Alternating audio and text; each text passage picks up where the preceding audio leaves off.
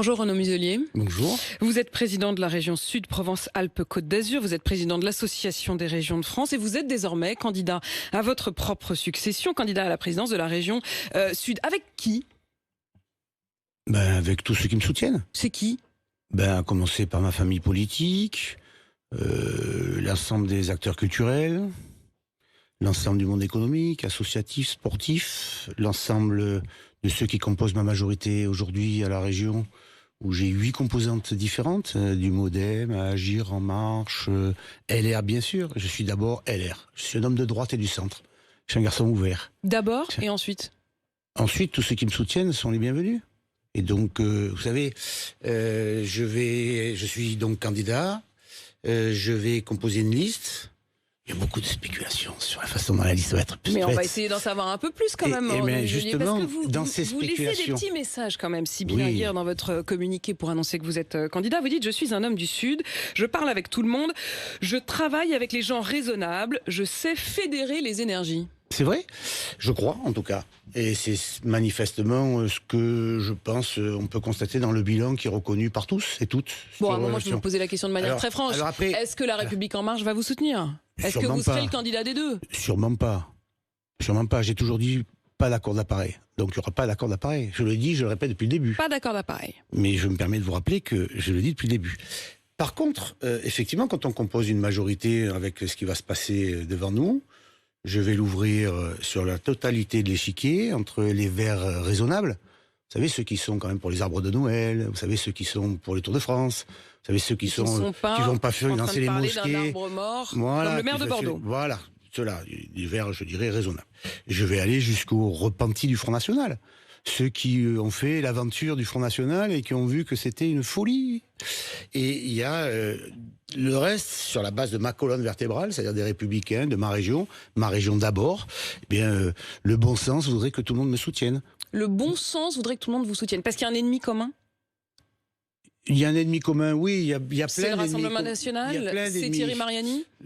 Il y a plein d'ennemis. Il y a un premier ennemi majeur, c'est quand même le Covid, quand même.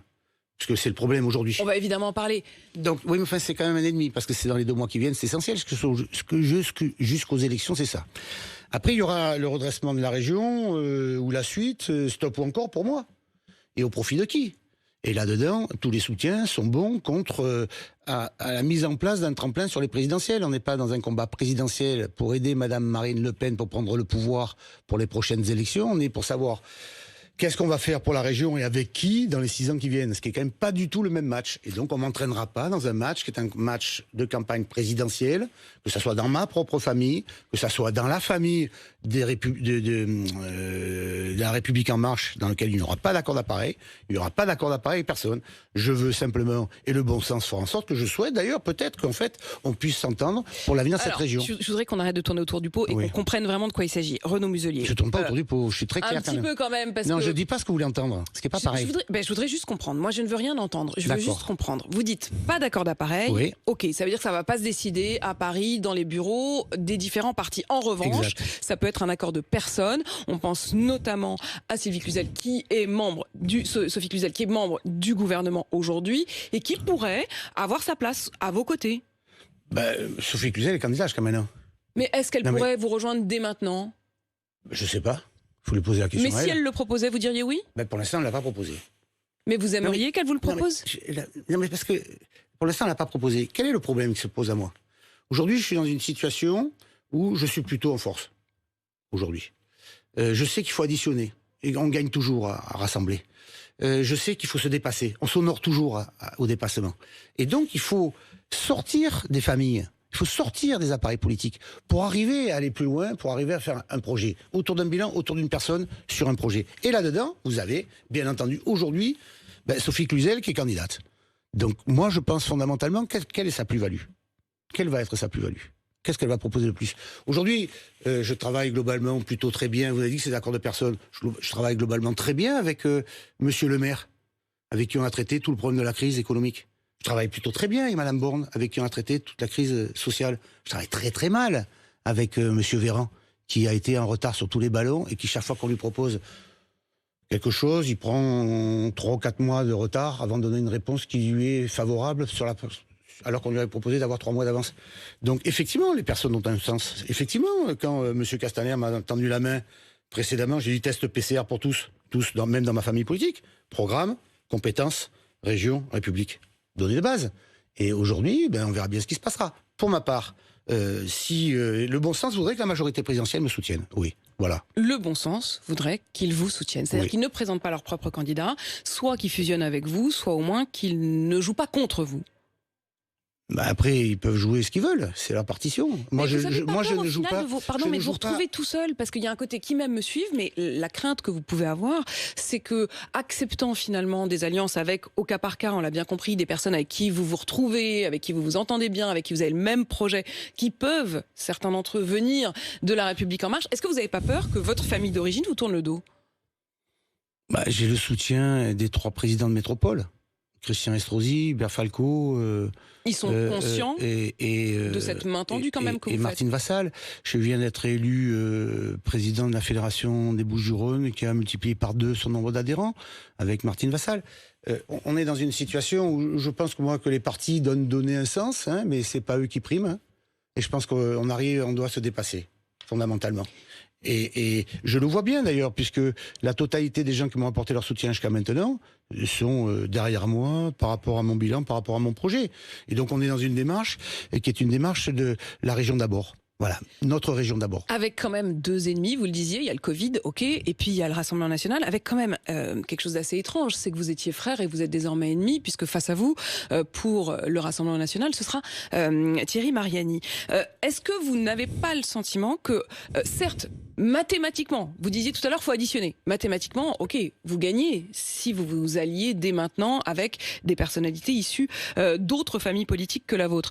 Mais sur le fond, vous donnez un argument au Rassemblement National qui pourra dire on est seul contre tous.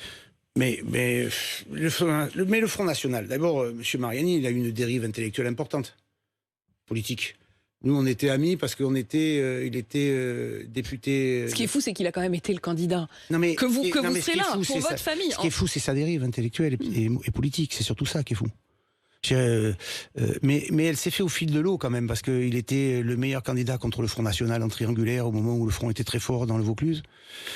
Et il a toujours gagné contre le Front. Et souvenez-vous des plateaux télé, ce qu'il disait à Marine Le Pen. Peut-être parce qu'en fait, les gens du Front votaient pour lui. Précisément. Ils avaient anticipé. Non, parce qu'il avait une droite positionnée sur ses valeurs. Et qu'il est passé en face. Mais il a évolué. Moi, quand j'étais secrétaire d'État aux Affaires étrangères, j'étais avec Jacques Chirac aux Nations Unies, avec Dominique de Villepin. Lui, il était chez Saddam Hussein. Il y a eu un dérapage petit à petit.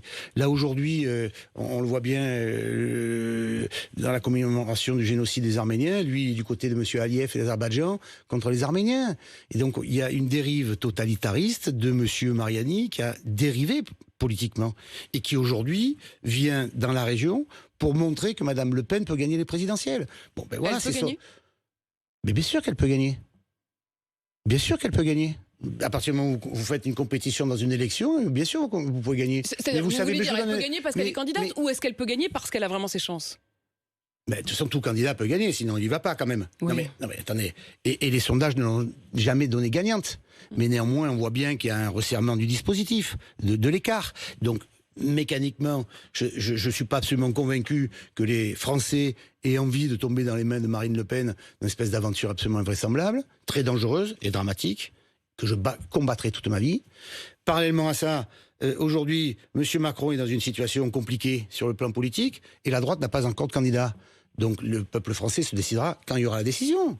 Et nous déciderons quand il y aura la décision. C'est-à-dire qu'en fait, puisque justement vous vous inscrivez dans cette perspective que vous évoquez de vous-même, ça veut quand même dire qu'à un moment... C'est vous qui m'avez emmené sur le terrain des présidentielles et j'y réponds, parce qu'aujourd'hui vous avez M. Mariani qui est candidat contre moi. Et que les Républicains sont faibles, vous pourriez à ce moment-là faire l'inverse, c'est-à-dire ce que vous demandez aujourd'hui, c'est certains qui viennent de la République En Marche qui pourraient... Mais je ne demande rien, moi. Vous vous dites finalement... Je ne demande rien.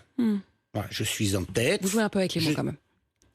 Mais je connais le verbe français.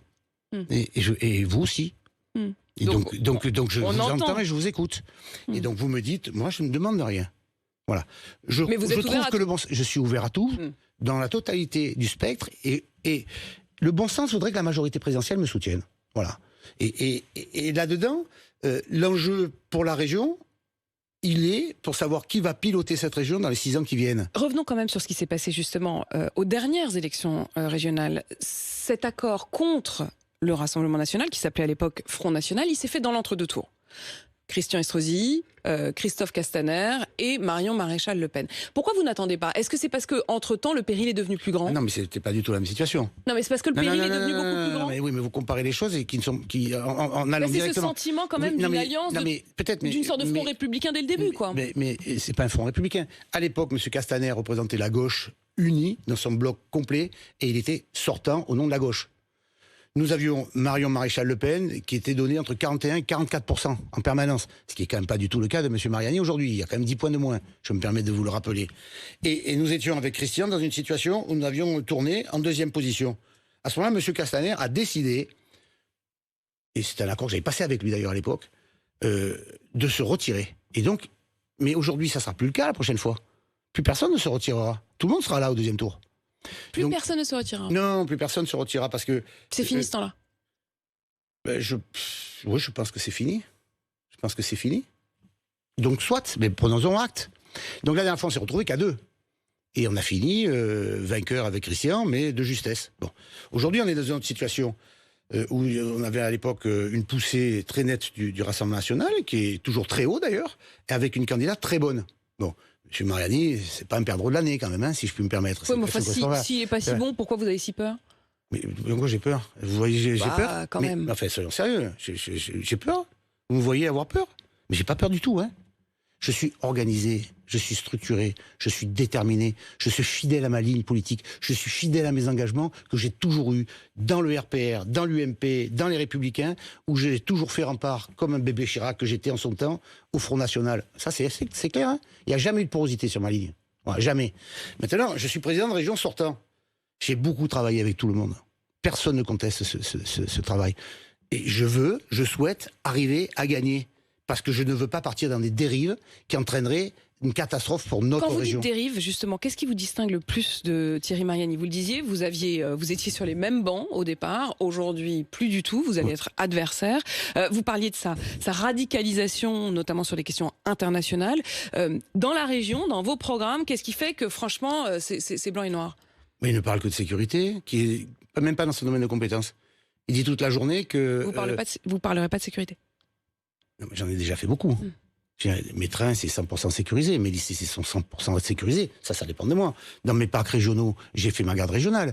Dans les abords des lycées, j'ai fait mes médiateurs. Partout où je suis en domaine de compétences, partout où il y a des subventions de la région auprès des associations, ceux qui ne signent pas la charte anti-radicalisation, avec des preuves à l'appui, ne sont pas subventionnés. J'ai fait des formations dans les associations, comme la totalité de mon personnel, sur les signes de radicalisation auprès de nos équipes.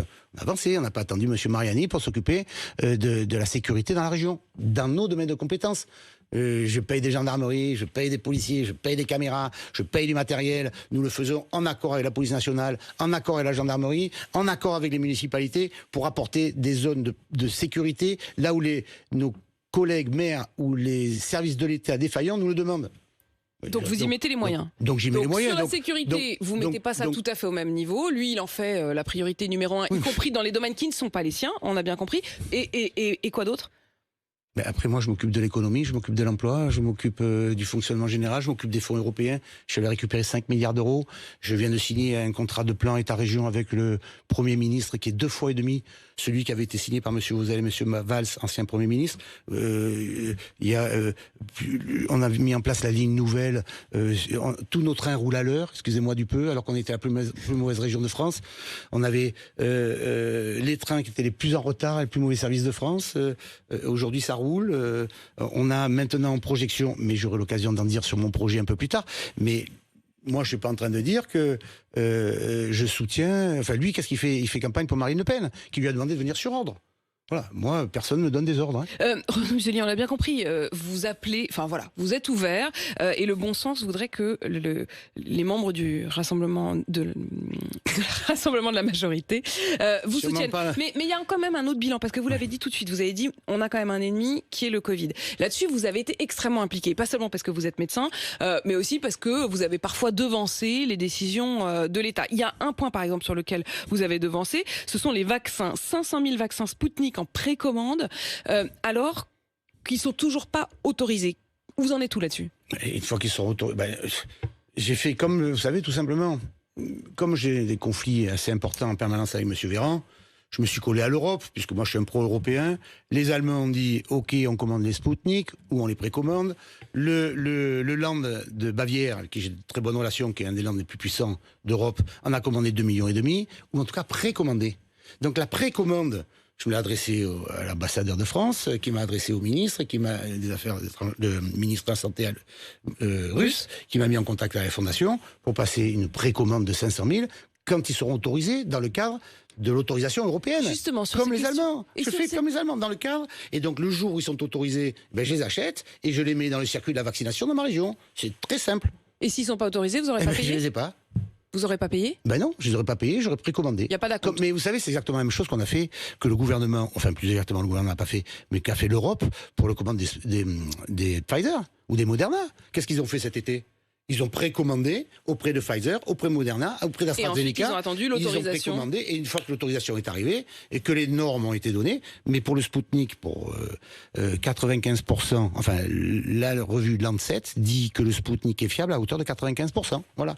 Et ça fait quand même maintenant près de 4 mois, je crois, que la demande d'autorisation a été proposée aux Européens, qui est toujours pas arrivée. Est-ce qu'il faut autoriser toutes les tranches d'âge à être vaccinés quand on voit le nombre de créneaux de vaccination et de doses qui ne sont pas utilisés? Moi depuis le début, depuis le mois de septembre, je pense, je dis qu'il faut donner la possibilité à ceux qui veulent se faire vacciner de se faire vacciner. Et pas Quel que soit leur âge.